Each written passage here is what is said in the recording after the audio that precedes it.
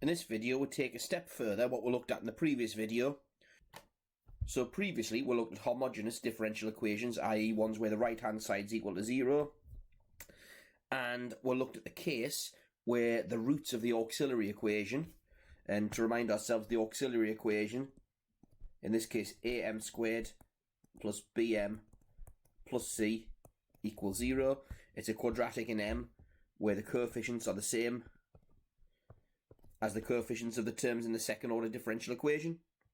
We looked at the case where m had real and distinct values, i.e. where b squared minus 4ac was bigger than 0.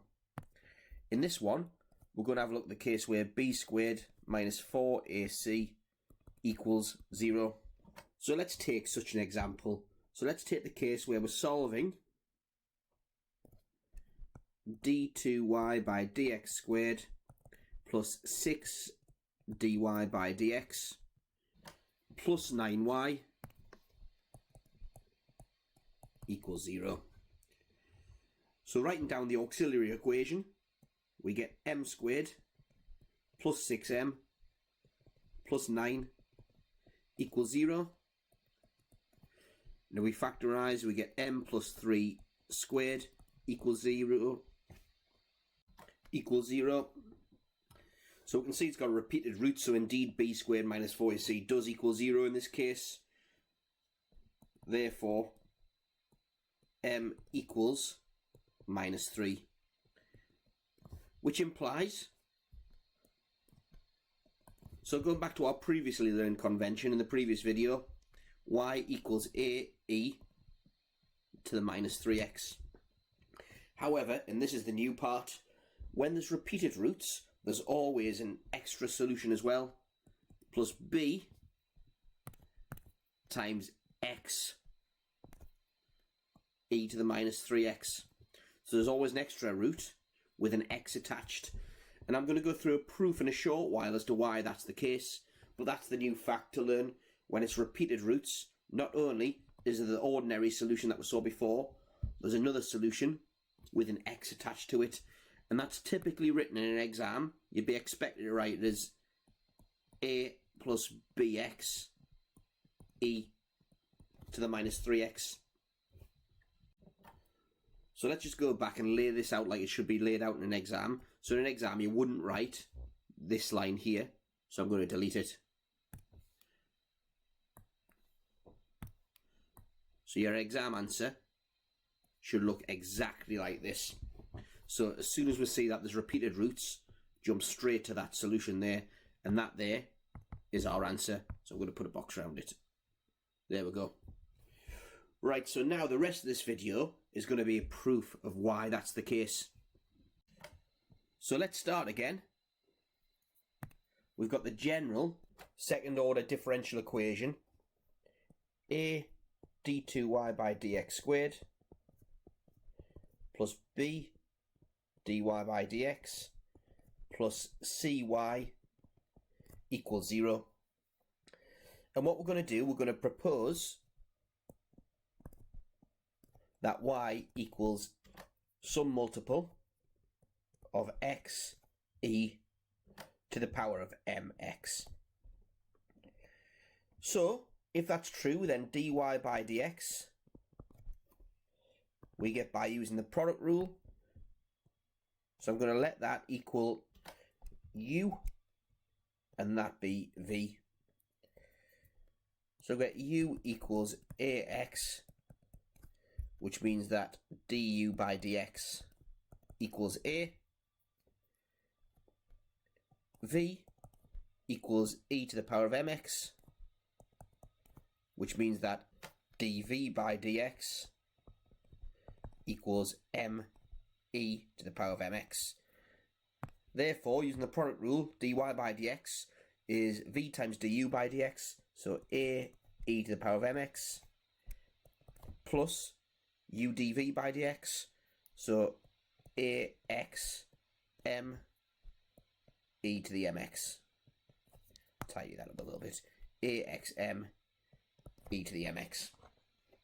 So in turn, that means that d2y by dx squared equals, so differentiating this first term here, we get am e to the mx, and differentiating this, so it's plus, and then the differential of this term here. So I'm just going to reorder how I've written this. So it's axm e to the mx. I'm going to put the m first. I'm going to call it m ax e to the mx. And the reason I've done that is just to illustrate that is just m times the differential of what we've already differentiated here. So the differential m times a e to the mx plus m ax e to the power of mx. And multiplying that out, I get a m e to the mx plus a m e to the mx plus a m squared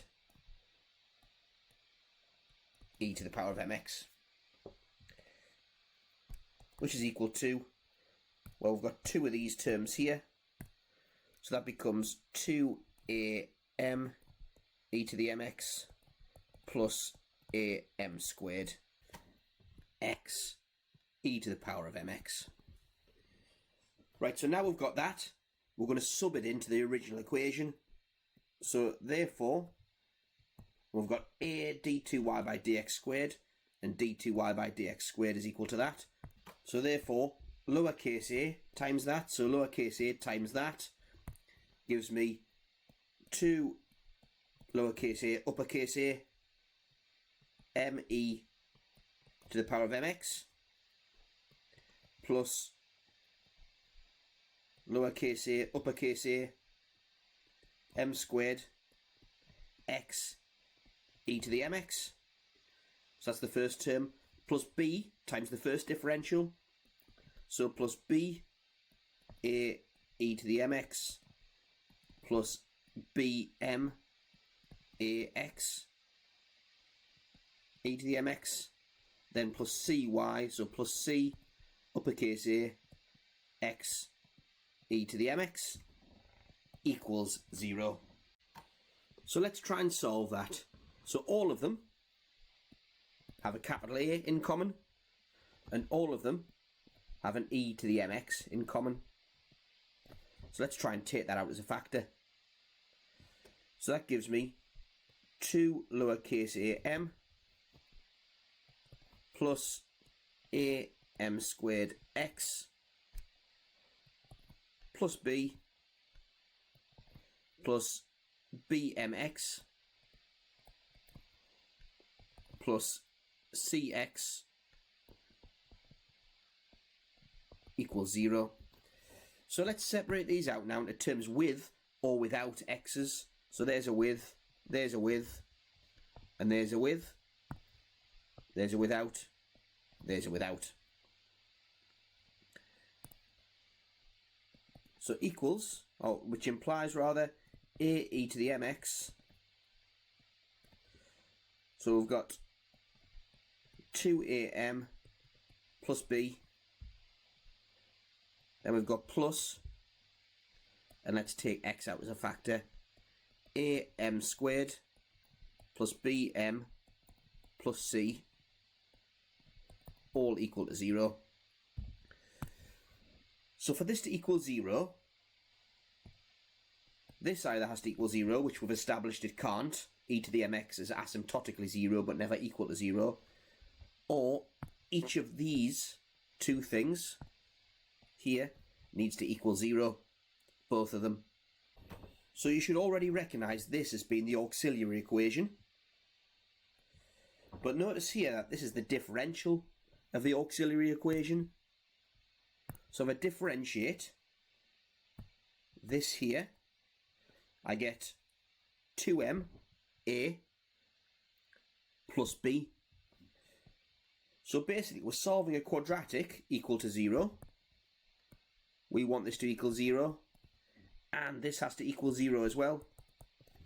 Now the only time that a quadratic and its differential both equal 0 is when the stationary point is in exactly the same place as its roots.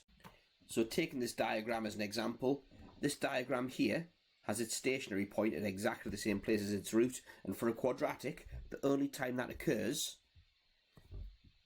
is when it's a double root, or equivalently, when b squared minus 4ac equals 0. Therefore, what we've just proved